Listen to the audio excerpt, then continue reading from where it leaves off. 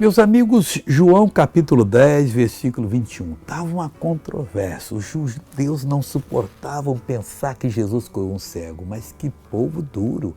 Ao invés de abrir o coração, ô Senhor, perdoa-nos. Vendo esse milagre, cego de nascença, nunca houve um caso desse. E o Senhor curou, mas não acusavam Jesus. Mas a multidão mesmo se dividiu. Você sabe que o povo é inteligente, né? Às vezes levanta um falso contra a pessoa, parece que aquela pessoa é uma criminosa, mas aquilo é Satanás falando pela boca de pessoas que se dizem santas, mas muitas vezes são completamente opostos. João 10, 21 diz assim, dizia um outro, estas palavras não são de um endemoniado. Pode, porventura, um demônio abrir os olhos ao cego? Não pode. Só no Salmo 36 diz que só Deus faz maravilhas. E quando você vê uma maravilha sendo feita em nome de Jesus, agradeça ao Pai que você vai aprender muito com ela. Veja essa pessoa abençoada. Mário, está cansada? Sim.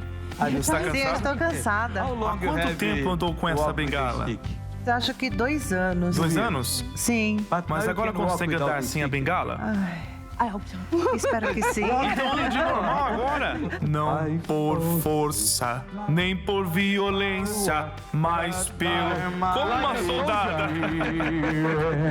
Not by force, not by might, but by my spirit. Quem diz isso? Says the Lord Almighty. Quem diz isso? Says the Lord Almighty. Says the Lord.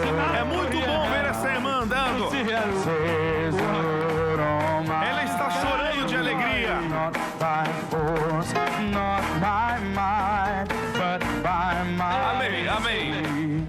Irmã, está chorando de dor ou de alegria? Ai, Deus é tão bom.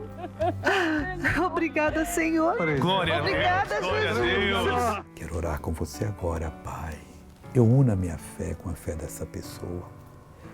Pai, a saliva de Jesus fez lodo, abriu os olhos do cego. Os judeus diziam que ele era endemoniado. Pai, o próprio povo dizia, mas como é que pode? Nunca se viu falar com um demônio abre o olho de cego. Porque só o Senhor abre. Pai, abre os olhos desse cego agora. Em nome de Jesus, seja curado. Passe a ver distintamente a verdade, em nome de Jesus. E amém.